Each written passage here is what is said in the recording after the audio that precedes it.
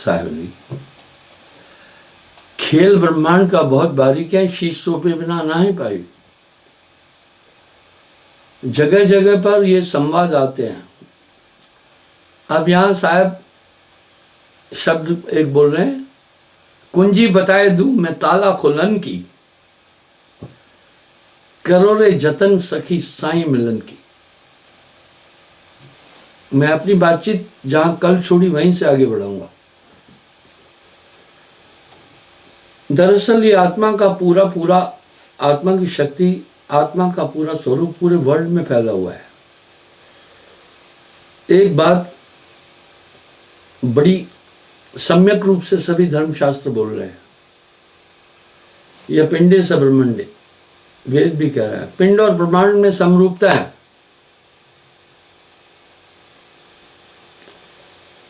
यहां साहब का एक शब्द पिंड और ब्रह्मांड की समरूपता का उल्लेख कितना सुंदर तरीके से कर रहा है। अवधु अंधधुंध अंधियारा इस घट भीतर, हाँ अंधधुंध अंधियारा, इस घट भीतर 9 लाख तारे, इसी में सूरज चंदा, इस घट भीतर बाग बगीचे, इसी में सींचन हरा,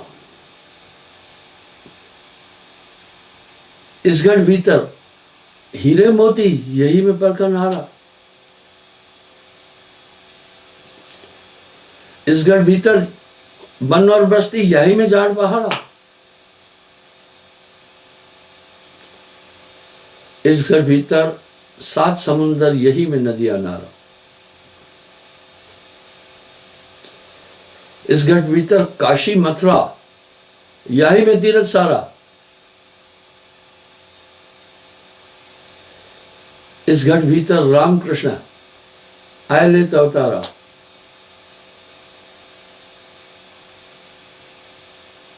या घट भीतर देवी देवा शिव संकादि अपारा, सब इसमें।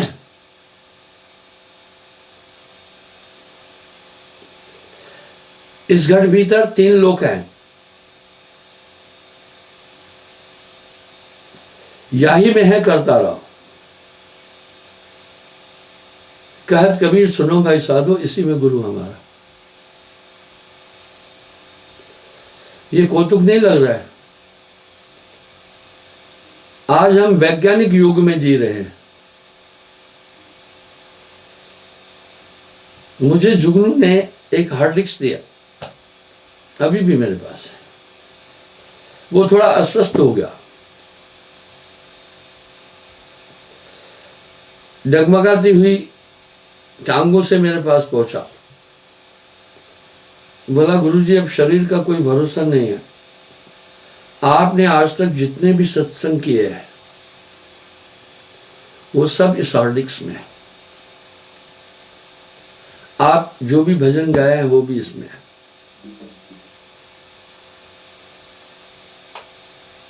कितना बड़ा कौतुक था, इतनी सी हार्डिक्स में मेरे पूरे जीवन की टीचिंग थी, जिसमें हजारों एपिसोड थे। इस तरह इस काया के अंदर ये अद्भुत है। अगर इसको सुर दुर्लभ कहा गया ना तो इसका कुछ कारण है। यहां साहब फिर एक शब्द कह रहे हैं, ये काया है समृत केरी, काया की गत कान हेरी। हाँ समृत की है। शिव गोरख सो पचपच हारे, इस काया का भेद न पाए। कबीर काया अथाह है, कोई वर्रा जाने भेद। इसको सुरदुर्लभ भी कहा गया। और वाणी में साहब बार बार बोल रहे हैं, धन भाग्य जगीरे मान श्रद्धे मिली रे मिली। वर्तमान में आप जिस अवस्था के अंदर हैं ये ब्रह्मांक हैं। जैसे स्वप्न में हम एक अवस्था में चले जाते हैं वो नित्य लगती है, पर जागने के बाद में वो मिथ्या प्रतीत होती है। इस तरह जगत है रैन का सपना, ये केवल मन का खेल है, ये अवस्थाएं मन ने बनाई है। कितना बड़ा कौतुक है इंसान के साथ। ये मनुष्य काया से कितना बेखबर है। नींद में चला जाता है, एक लोक में पहुंच जाता है, स्वप्न लोक में विविध पदार्थ देखता है, विविध चीजें देखता है, वो सब सत्य प्रतीत होती है। वो देखने वाले हम ही होते हैं। जागने के बाद वो सब भ्रमांक लगती है। इस तरह जगत है रैन का सपना। हम इन सब चीजों को फिल्मी दुनिया की कपोल कल्पित कल्पनाओं की तरह समझ रहे हैं। जगत है रैन का सपना। यही बात तो नानक देव जी भी बोल रहे हैं। इसमें रहस्य छिपे हुए हैं भाइयों। जो सपना पेखना जग रचना तिम जान, इनमें कुछ साचो नहीं, यह नानक साची मान। तो बंधुओं, इन अवस्थाओं में पूरा खेल है। कुछ कुछ योगी तुर्यावस्था में जाते हैं। उस अवस्था में अभी से 1000 गुना ज्यादा चेतना होती है। वहां पहुंचकर सिद्धि और शक्तियों को प्राप्त करते हैं। योगी लोग किसी देवी देवता की उपासना नहीं करते हैं। वो कहते हैं अपने अंदर की शक्ति बढ़ाओ। पर मामला यही खत्म नहीं हो जाता। योग का खंडन नहीं किया। साहब ने कहा योग की गतमुक्ति न हुई।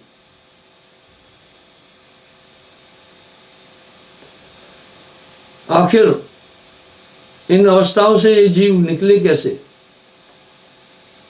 बहुत बड़े बड़े ताले लगे हुए हैं। तभी तो साहब कह रहे हैं मैं कुंजी बताए दूं ताला खुलन की, करोड़े जतन सखी साई मिलन की। अगर आप संतों की वाणी की तरफ ध्यान देंगे तो अपने अंदर उन्होंने पूरी चीजें देखी है।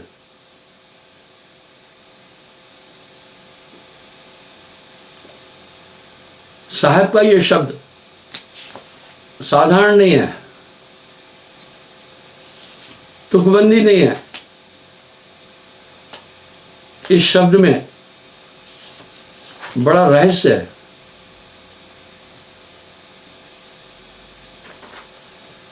खेल ब्रह्मांड का पिंड में देखिया, जगत की भ्रमणा दूर भागी। कह रहे पूरा ब्रह्मांड पिंड में देखा।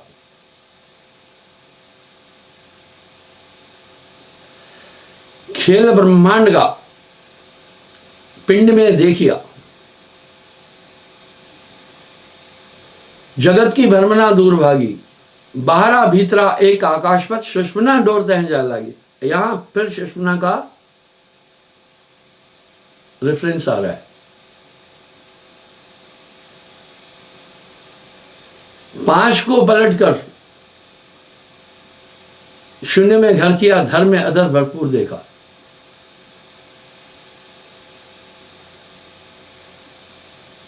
ये 5 तत्व सीज बॉडी सीज कर दी। मैंने आपको साइबेरिया के एक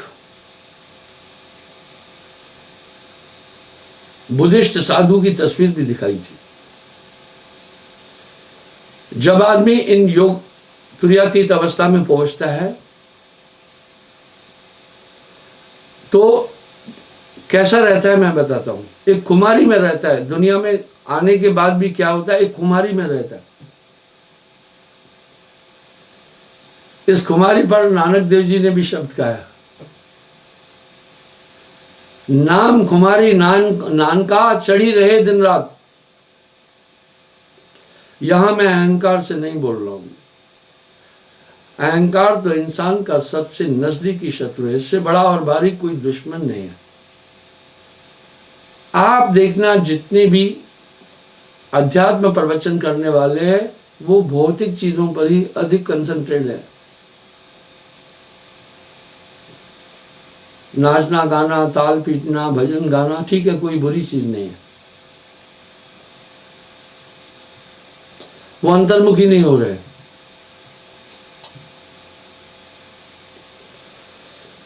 काशी गया और द्वारका तीरथ सकल भ्रमत फिरा, गांठी न खोली कपट की तीरथ गए थे क्या हुआ। अब इसको चाहे आप निंदा समझे चाहे चेतावनी समझे, कोई भी अंदर जाने का रास्ता बोल नहीं रहा है, बाहरी टोने टोट के बता रहे, इससे कल्याण नहीं होगा।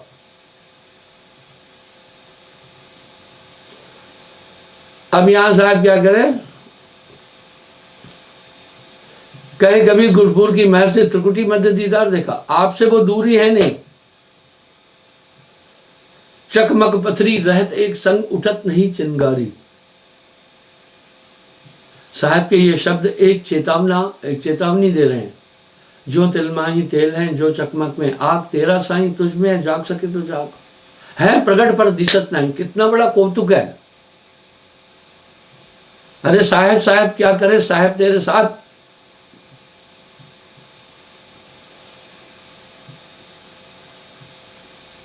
प्रीतम को पतिया लिखूं जो कहीं बसे विदेश, तन में मन में नयन में बाको कौन संदेश। अब साहब क्या करें, पूरा ब्रह्मांड मैंने पिंड में देखा। कैसे देखा, देखिए रेफरेंस दे रहे, पवन को पलटकर शून्य में घर किया। अब वही रेफरेंस यहां आया, पवन को पलटा। किससे पलटा, क्योंकि हमारी आत्मा, हमारी पूरी ऊर्जा सांसों में आ गई है।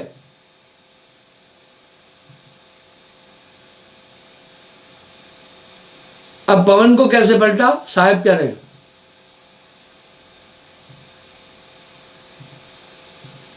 सूरत के दंड से, सूरत रूपी दंड से, कंसंट्रेशन से घेर मन पवन को कमल सूंधा किया। अभी ऑन रहा है,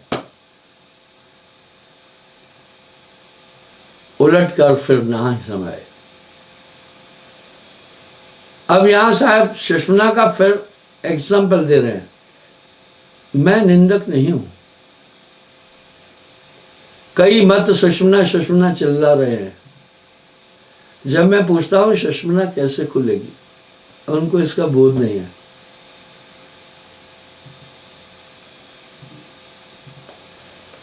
सिर्फ कह रहे हैं सुषमना, बस वो ऐसे ही मगन है।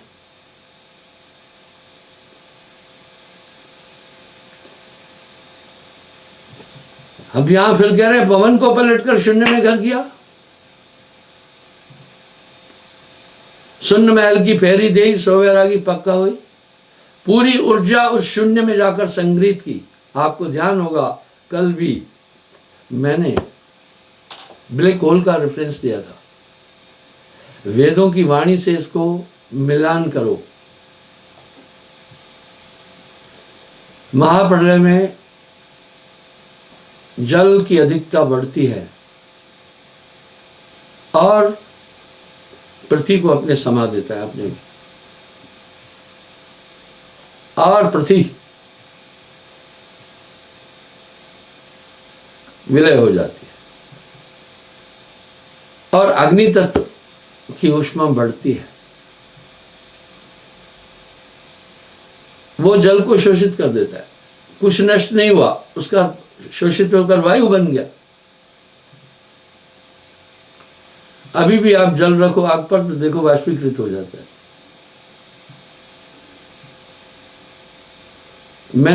मैं काफी प्रकृति पर भी रिसर्च करता रहता हूं। जितने भी तूफान हैं वो आप देखना, middle of start of May से जून के पहले वीक तक आते हैं। पूरा इतिहास उठाकर देखना। वजह बड़वानल की प्रक्रिया से समुद्र में बादलों का उद्गम होता है, वो वाष्पीकृत होते हैं। हवा से वो चक्रवात का रूप धारण कर देते हैं। इसलिए तूफान आते ही अधिकतर इसी सीजन में है।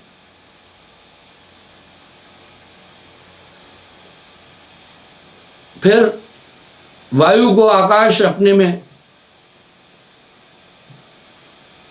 लय करता है। अभी आकाश यानी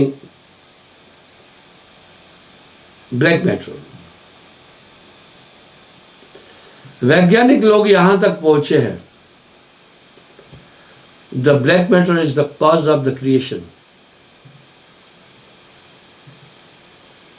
वो अंधकार ही जगत की आत्मा है, साहब कह रहे हैं। ये पूरा संसार अंधेरे में है, पर उनको पता नहीं है ये ब्लैक मैटर पांचवा तत्व है, आकाश तत्व एवरीवेयर।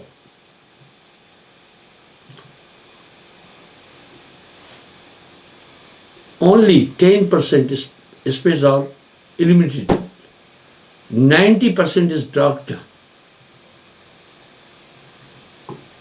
ब्रह्मांड में सिर्फ ये वैज्ञानिक कह रहे हैं 10% ही सिर्फ प्रकाश है, 90% अंधकार है। और अंधकार ही सृजन का रहस्य है। वो एक एलिमेंट है, वो आकाश तत्व है, उसी से वायु उत्पन्न हो रही है। वायु और आकाश के संसर्ग से अग्नि की उत्पत्ति होती है। आप देख रहे हैं ज्वालामुखी यूरोप में काफी तबाही मचा रहे हैं। आखिर उनको ईंधन कहां से मिल रहा है? अरे भाई, धरती में गैसेस भी, हम गैस निकाल रहे हैं। कुछ कुछ जगहों पर वो केंद्रित हो जाती है गैस, और पृथ्वी की गतिविधियों के कारण से प्लेटें हैं वहां पर वो होता है, इसलिए ज्वालामुखी फूटते। वहां तो किसी ने आग लगाई नहीं जाकर ना। इसी तरह ये ब्लैक मैटर आकाश तत्व है। यहां साहब एक बात इसी के लिए कह रहे हैं, शून्य महल में घोर अंधेरा, करो नाम उजियारा। इसलिए शून्य में घोर अंधकार भी है, और उस आकाश तत्व को फिर शून्य अपने में विलोम करती है, और शून्य में निरंजन का वासा है। मैं आपको एक रेफरेंस देना चाहता हूं। भक्ति को ब्रह्मांड रूप से नहीं, वैज्ञानिक रूप से ग्रहण करो ना। साहब एक शब्द बोले, कहे बहुत बुझाए देवी गुप्त भय तब आए हो, शून्य गुफा निवास कीनो भेज ले को ताहे को, निरंजन शून्य में समा गया। इसी निराकार की उपासना मुस्लिम भी करते हैं, ईसाई भी करते हैं, हिंदूस भी करते हैं। मैंने पहले भी एक एपिसोड में कहा था कि पूरी दुनिया में एक ही की उपासना है, काल निरंजन की, निराकार की। शून्य गुफा निवास कीनो भेद ले को ताए को, वह गुप्त भय उपन संग सबके मन निरंजन जानिए, मन पुरुष भेद उच्छेद देवे आप प्रगट आने। यानी निरंजन शून्य में निवास कर लिया, इसलिए तो सब निराकार कहकर कह रहे हैं नेति नेति नेति। वो वहां समाया, इसलिए ये शून्य ही ब्रह्मांड का रहस्य है, शून्य ही सृजन है, शून्य ही प्रलय है, और शून्य ही निरंजन है। इसी को निराकार परमात्मा एक एलिमेंट कहा गया। क्या खूब कहा राष्ट्रपति रीगन के पीए ने, हम किसी शैतानी ताकत के हाथ में हैं, वही निरंजन है। वो शैतानी ताकत हम सबसे जो चाहती है वो कराती है। आप देखें ना दुनिया में कितने अनर्थ हो रहे हैं। उस शैतानी ताकत में इतनी ताकत है कि हम सब धरती पर रहने वाले लोगों का दिमाग किसी भी टाइम एक ही दिशा की ओर मोड़ सकते हैं। देखिए हो रहा है। मुझे यूं लगता है वो शैतानी ताकत हम सबको विनाश की तरफ ले जाती। अब यहां शून्य का रेफरेंस आ रहा है, शून्य में रचो सकल संसारा। ये पूरा संसार उसी शून्य के पावर से, इसलिए अनविजिबल है, हमारी इंद्रियां उसको नहीं देख पा रही है। बहुत लोगों ने खोजने की कोशिश की, एंड में नहीं समझ पाए।